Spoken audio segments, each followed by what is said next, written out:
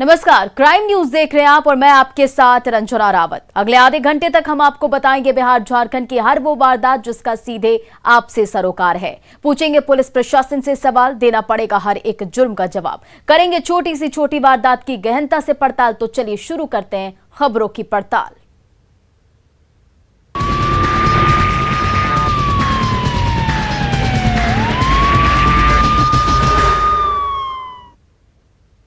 सुपौल से एक तालिबानी सजा देने का वीडियो सामने आया, जहां एक प्रेमी जोड़े को बांधकर पीटा गया और पूरे गांव में उनको घुमाया गया। इस रिपोर्ट में देखिए भीड़ का क्रूर चेहरा। उन्मादी भीड़ का तालिबानी इंसाफ, प्रेमी जोड़ा को बांध कर पीटा, निकाला दोनों का जुलूस। आज तक आपने बंधे हुए जानवर को देखे होंगे, लेकिन आज हम आप लोगों को जो दिखाने जा रहे हैं वो है तो इंसान, लेकिन उसके साथ जानवरों की तरह इंसाफ किया जा रहा है।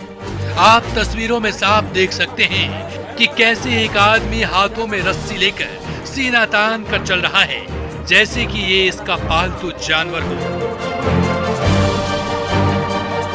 जिसे वो खींच कर ले जा रहा है। वो दहशत में बंधे दोनों लोग उसके साथ चल रहे हैं। ये सब देखकर यही लग रहा है, क्या इंसान ऐसा भी कर सकता है? ये तस्वीरें बहुत कुछ बयां कर रही है, उस दर्द को जिसे दोनों महसूस कर रहे हैं।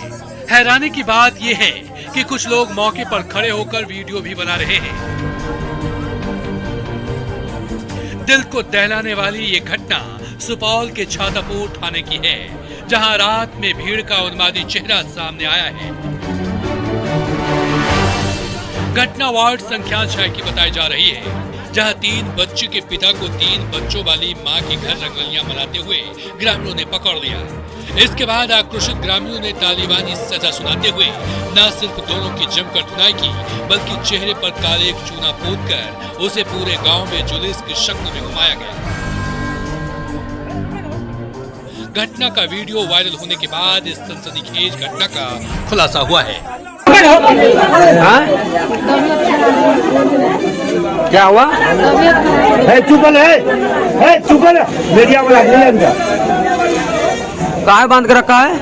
तबीयत खराब है, गोली लेकर आया था। गोली ले कब आया था? क्या बजे? वहीं पुलिस की विफलता यहाँ साफ दिखी। कानून इतना कमजोर कैसे हो सकता है? भीड़ के सामने मूक दर्शक बनी पुलिस कुछ भी नहीं कर पाई और रात में वापस लौट गई। पुलिस के असहाय होकर लौट जाने के बाद भीड़ ने सुबह तक उन दोनों के साथ क्रूरता करती रही। बंद कर रखे हुआ लोग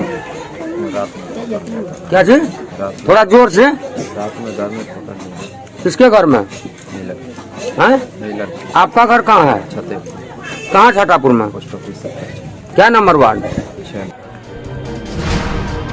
अब सवाल ये है कि प्रेमी जोड़े से हैवानियत कितनी जायज है? गांव वालों को पिटाई का हक किसने दिया? दोनों को पुलिस के हवाले क्यों नहीं किया गया? क्या पंचायत को कानून पर भरोसा नहीं है? गुनहगारों को सजा कब मिलेगी? आखिर पुलिस क्या कर रही थी? पुलिस ने इसे क्यों नहीं रोका? पुलिस इतनी असहाय क्यों? ये तमाम सवाल हैं जिनके जवाब पुलिस को देनी होगी, और साथ ही इस भीड़ तंत्र पर क्या कार्रवाई करती है, ये अब देखने वाली बात होगी। न्यूज 18 के लिए सुपौल से अमित कुमार झा की रिपोर्ट।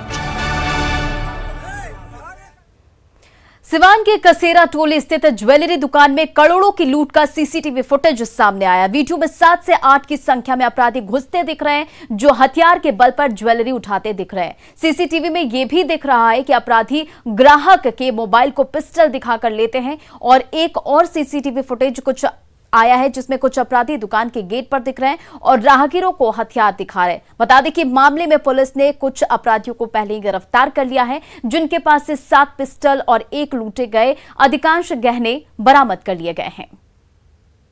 दोनों पतर के पहले चढ़ा है सब चालू।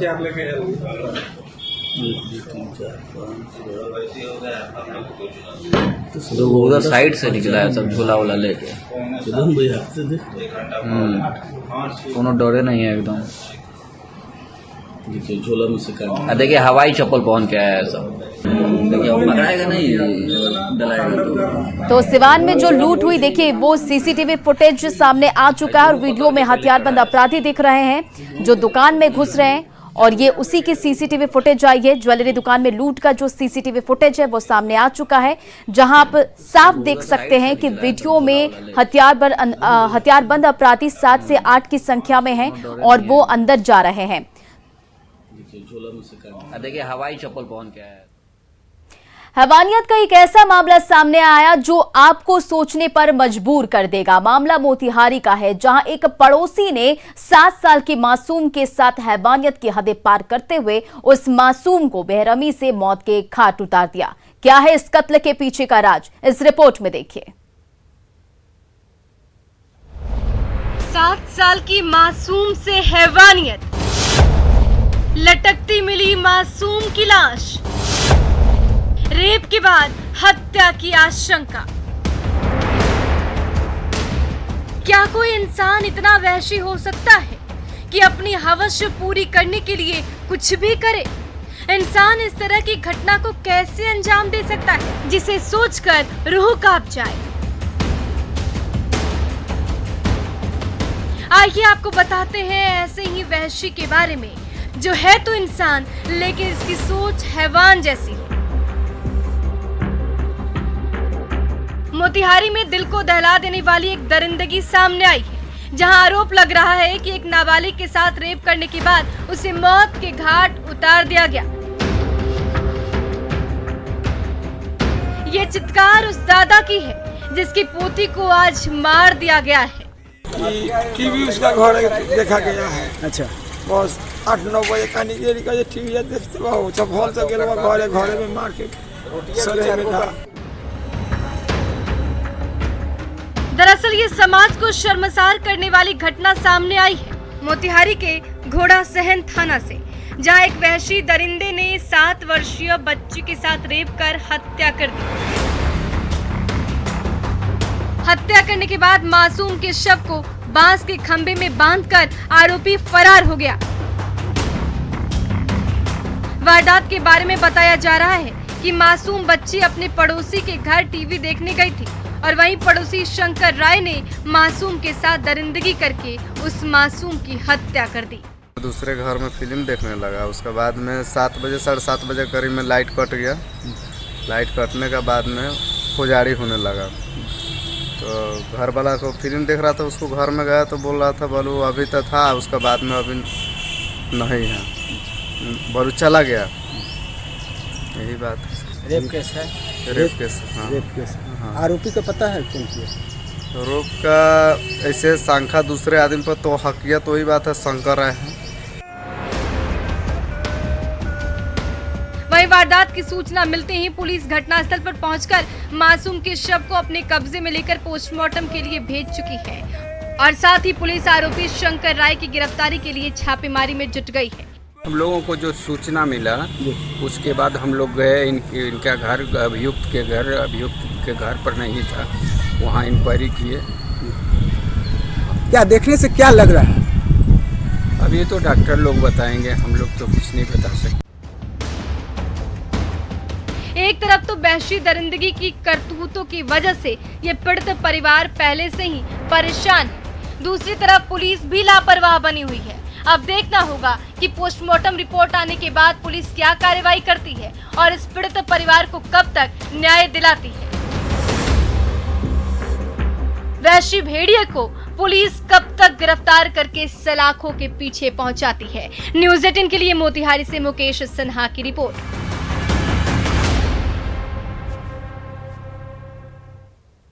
समस्तीपुर के पत्रकार विकास रंजन हत्याकांड में रोसड़ा कोर्ट का फैसला आ गया है। कोर्ट ने हत्या के दोषियों को आजीवन कारावास की सजा दी है। कोर्ट ने 14 दोषियों को आजीवन कारावास की सजा दी है। मामले में एलजेपी रोसड़ा प्रखंड अध्यक्ष सहित 14 लोग दोषी पाए गए थे, जिसके बाद आज 13 साल बाद रोसड़ा कोर्ट का फैसला आया। 25 नवंबर 2008 को पत्रकार विकास रंजन की जमीन विवाद में हत्या कर दी गई थी।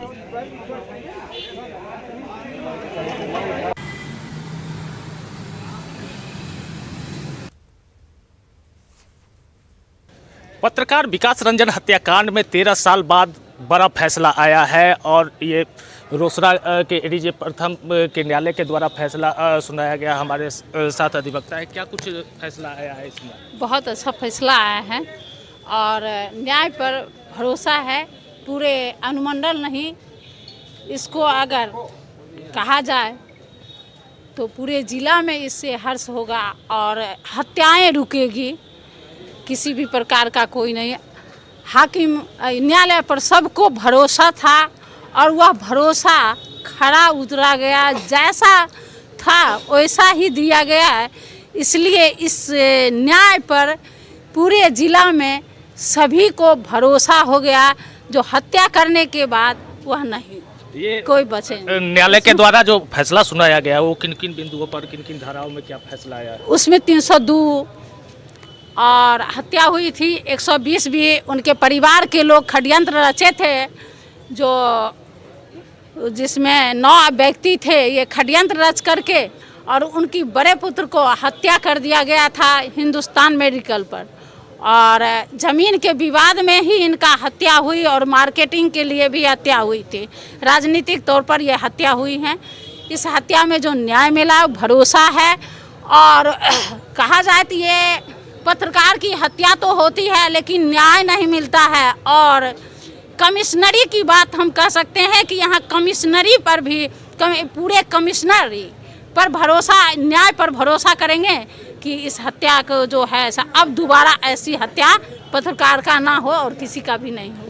तो रोसड़ा न्यायालय के द्वारा फैसला सुना दिया गया है पत्रकार विकास रंजन हत्याकांड में, और ये तस्वीर है जहां पे एडीजे प्रथम के न्यायालय के द्वारा फैसला सुनाया गया। और इसमें सबसे बड़ी बात जो है सो लोजपा के रोसड़ा के प्रखंड अध्यक्ष स्वयंवर यादव हैं, उनको भी आजीवन कारावास की सजा सुनाई गई है। साथ ही सभी 14 आरोपियों को जो न्यायालय के द्वारा दोषी करार दिए गए थे, उन सभी को आजीवन कारावास की सजा सुनाई गई है। तो इस कुमार, न्यूज 18 नेटवर्क, समस्तीपुर। नालंदा में एक भाई ने अपने ही भाई की पीट कर हत्या कर दी। घटना नालंदा जिले के बिहार शरीफ अनुमंडल के रहुई थाना के इकलबालगंज गांव की है। मृतक की पहचान राजबल्लभ यादव के रूप में की गई है। घटना के बारे में बताया जा रहा है कि पिछले 26 अगस्त को खेत में पटवन को लेकर मृतक के भाई गोरेलाल यादव से कुछ कहासुनी हुई थी, जिसके बाद गोरेलाल ने अपने समर्थकों के साथ लाठी डंडे से जमकर राजबल्लभ यादव की पिटाई कर दी थी और उसका इलाज के दौरान बल्लभ यादव की मौत हो गई। घटना की जानकारी मिलते ही रहुई पुलिस ने गांव पहुंचकर शव को अपने कब्जे में लेते हुए पोस्टमार्टम के लिए सदर अस्पताल भेज दिया है। सांजिल भाई के थोड़ा सा खेत में पानी गिर गया था, उसके चलते गाली गलौज करते करते रड और ईंटा से इतना मार बैठे कि इनको मैंने दिखाने के दरमियान में मृत्यु हो गया। कब घटना घटी थी? ये घटा था 26 अगस्त को, लेकिन फिलहाल हम लोग दिखा रहे थे, दिखाने हम लोग परिवार नहीं चाहते थे कि केस मुकदमा हो, लेकिन जब देहांत हो गया तब तो अंतिम विकल्प है कि मैंने उस पर। कौन भाई से झगड़ा था? सांझल भाई से। क्या नाम? गोरेलाल। अगली खबर बाढ़ से है, जहां 13 सितंबर को चलती ऑटो में गोली मारकर हत्या की गई थी। उस हत्याकांड का पुलिस ने खुलासा कर दिया है। पुलिस ने इस मामले में 3 लोगों को गिरफ्तार किया है और हत्या में इस्तेमाल बाइक और मोबाइल को भी बरामद कर लिया है। बाढ़ एएसपी ने पूरे मामले का खुलासा करते हुए बताया कि मुख्य आरोपी शिवम कुमार के रिश्तेदार के साथ मृतक गोलू ने कई बार राह चलते छेड़खानी करता था, जिससे गुस्सा कर शिवम कुमार अपने 2 दोस्तों के साथ मिलकर इस दिन दहाड़े हत्याकांड को अंजाम दिया। कुमार और विकास से पूछताछ की गई है। इन दोनों ने इस कांड में अपनी संलिप्तता स्वीकार की है। हत्या का कारण ये बताया गया है कि मृतक सुमित शर्मा और गोलू कुमार अभियुक्त शिवम कुमार के घर की एक लड़की को लगातार कॉल करते थे और कोचिंग आने जाने के क्रम में कई बार हाथ पकड़ने का प्रयास किया या कमेंट किया। ऐसी ही एक घटना शिवम कुमार ने देख ली थी। वो घटना तो आई गई, लेकिन शिवम कुमार और मृतक के बीच वाद विवाद, झगड़ा, गाली गलौच और कॉल होती रही, जिससे इस घटना के लिए इन लोगों ने एक योजना को पहले योजना बनाई और योजनाबद्ध तरीके से इस घटना को इन लोगों ने अंजाम दिया है। खबर दरभंगा से है, जहां सदर थाना क्षेत्र के गांधीनगर दुर्गा मंदिर में देर रात चोरों ने मंदिर का ताला तोड़कर मंदिर में रखे दान बॉक्स लेकर फरार हो गए। इस दौरान चोरों की करतूत मंदिर में लगे सीसीटीवी कैमरे में कैद हो गई और चोरों ने कुछ दूर जाने के बाद बॉक्स का ताला तोड़कर सारा दान में दिए रुपए निकालकर फरार हो गए और बॉक्स को मंदिर के कुछ दूरी पर ही छोड़कर फरार हो गए। स्थानीय लोगों का कहना है कि मंदिर में ये दूसरी बार चोरी हुई है, जिसको लेकर पुलिस को आवेदन दिया गया है।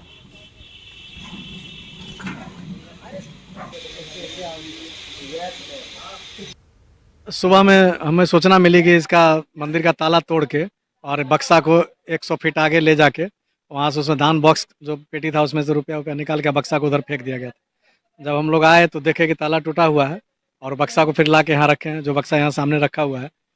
उसका सीसीटीवी फुटेज हम जो यहाँ लगा हुआ है उसमें हम लोग देखे हैं तो उसमें 2 व्यक्ति 1:08 पर माने आया है और आने के बाद यहाँ गया है, उसका ताला से मेन गेट का ताला तोड़ा है, मेन अथी का यहाँ नहीं टूटा है तो फिर पीछे वाला ताला को तोड़ने का प्रयास किया है। लगभग 8 मिनट तक 7-8 मिनट तक ये तोड़ने का प्रयास किया है। तो उसके बाद जो ताला टूटा है तो बक्सा निकाल के ले जाके उधर भागते हुए देखा गया। झारखंड पुलिस मेंस एसोसिएशन के अध्यक्ष पर मारपीट का आरोप लगाया। वायरल हो रहे एक वीडियो में गोड्डा के जवान के सनोज कुमार ठाकुर ने झारखंड पुलिस मेंस एसोसिएशन के प्रदेश राकेश कुमार पांडे के खिलाफ मारपीट और गाली गलौज का आरोप लगाया है। बताया जा रहा है कि सिपाही अपराध अनुसंधान विभाग में प्रशिक्षण के सिलसिले से गोड्डा से रांची आया था, जहां वो एसोसिएशन के लाइन टैंक रोड स्थित गेस्ट हाउस में ठहरा था। सिपाही का आरोप है कि रात में एसोसिएशन के प्रदेश अध्यक्ष राकेश कुमार पांडे ने उनके साथ मारपीट की, साथ ही गालियां भी दी। यही नहीं, राकेश कुमार पांडे पर सिपाही ने चश्मा तोड़ने का आरोप भी लगाया है। मारपीट कर रहा है, हमसे गाली गलौज कर रहा है, मारपीट कर रहा है रोड में और गाली गलौज कर रहा है। ये पुलिस एसोसिएशन का अध्यक्ष हो गए। पलामू के मेदिनीनगर में यूनाइटेड बैंक के लॉकर में चोरी का सिलसिला थमने का नाम नहीं ले रहा है। डाल्टनगंज शाखा में बैंक लॉकर में छेड़छाड़ कर करोड़ों की संपत्ति गायब करने का मामला सामने आया है। लॉकर से जेवरात और नगद गायब मिले हैं। कुछ दिन पहले कृषि वैज्ञानिक के लॉकर से करीब 20 लाख के जेवरात गायब मिले थे, जिसके बाद 5 लॉकर से सामान गायब पाए गए। पूरे मामले में पुलिस ने डिप्टी मैनेजर को हिरासत में लिया है, जिनसे पूछताछ में 5 लॉकरों से सामान गायब करने की बात स्वीकार की है और आरोपी डिप्टी मैनेजर ने अपना जुर्म भी कबूल कर लिया है। साथ ही कहा कि कर्ज चुकाने के लिए वो लॉकर से चोरी करता था। खाना गए, हाँ अभी खुला तो अभी मेरा चांदी सेट का है, बाकी सोना का सब सामान गए, कुछ नहीं। वो अगर पुलिस जो लिए हैं वो शायद उनको बरसात क्या नाम होगा, बरसात तो बोल रहे कि मिल जाएगा। हम लोग अपना कार्रवाई कह रहा है कि हाँ हम लोग कार्रवाई में लगे हैं, मिलेगा, लेकिन अभी तक कुछ ऐसा नहीं है, देखेंगे। इधर पाकुड़ में ऐप के माध्यम से इंटरनेशनल आईपीएल मैचों के लिए सट्टेबाजी की जा रही है। सट्टेबाजी में कई लोग भी लगे हुए हैं और वो ऐप में पैसा डालते हैं और वो कॉइन हो जाता है। उसके बाद सट्टेबाजी की जाती है। पाकुड़ में बकायदा पैसा लेकर कॉइन देने वाले लोग अपना एजेंसी लेकर बैठे हुए हैं और लोगों को बहला फुसलाकर खिलवाते हैं। हार जाने पर उनसे पैसे वसूल भी करते हैं। पैसा नहीं रहा तो बाइक और मोबाइल छीन लेते हैं। इसका वेरिफिकेशन के लिए हर थाना प्रभारी को हम इंफॉर्मेशन दे दिया है। अभी हम लोगों का धीरे धीरे मोबाइल भी चेक करना शुरू करेंगे। जिसके पास ये एप्लीकेशन अवेलेबल है, ऐसे लोगों को हम थाना में बुला के लोगों से पूछताछ करेंगे और इसका किंगपिन जो कौन है इसके बारे में हम लोग पता लगाएंगे। दहेज लोभियों का कहर लगातार जारी है। सरकार और प्रशासन के लाख प्रयासों के बावजूद हर रोज कहीं ना कहीं वारदात देखने को मिल रहा है। ऐसा ही एक मामला नवादा से आया, जहां एक महिला की दहेज के लिए उसकी हत्या कर दी गई। ये रिपोर्ट देखिए। दुल्हन को मार डाला, दहेज की बलि चढ़ी एक बेटी। दहेज दानवों ने की शिवानी की हत्या।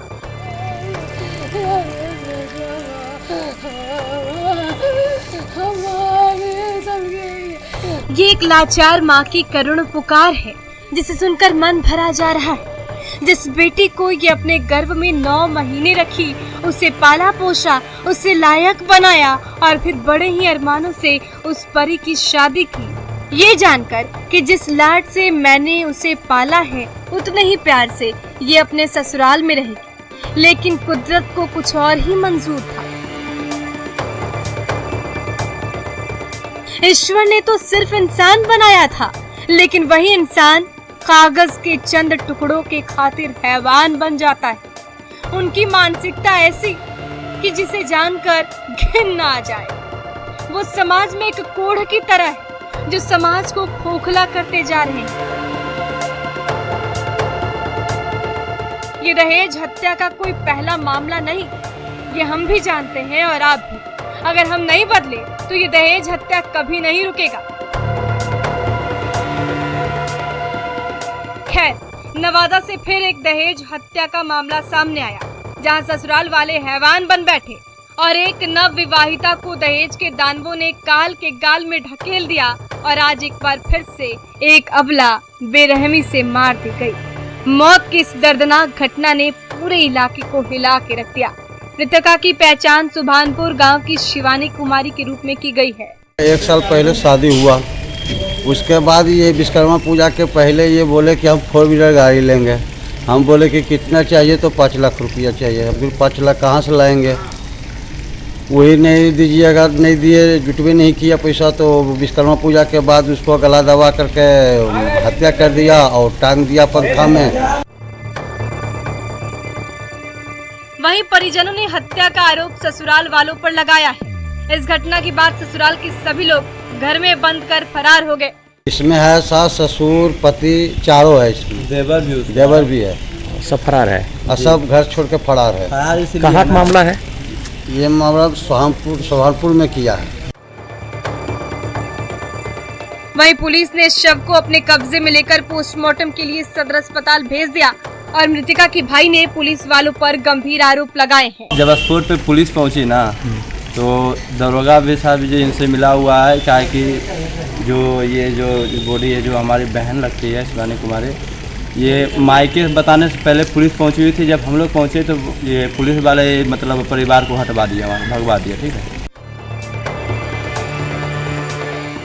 बहरहाल, इस घटना से पूरे इलाके में सनसनी फैल गई। ऐसी घटनाओं से समाज में रह रहे दहेज लोभियों को सबक लेने की जरूरत है। लेकिन दुर्भाग्य की बात है कि दहेज जैसा कोढ़ हमारे समाज में आज भी लाइलाज बीमारी की तरह दिनों दिन बढ़ता ही जा रहा है। दहेज लेने वाले को हमारी ओर से एक नसीहत कि दहेज की लालच में भाग्य के दरवाजे पर सिर पटकने से बेहतर है कि कर्मों का तूफान पैदा करे, सारे दरवाजे खुल जाएंगे। न्यूज़ 18 के लिए नवादा से अनिल विशाल की रिपोर्ट। और क्राइम न्यूज के इस बुलेटिन में फिलहाल इतना ही। बने रहे आप न्यूज़ 18 बिहार झारखंड के साथ।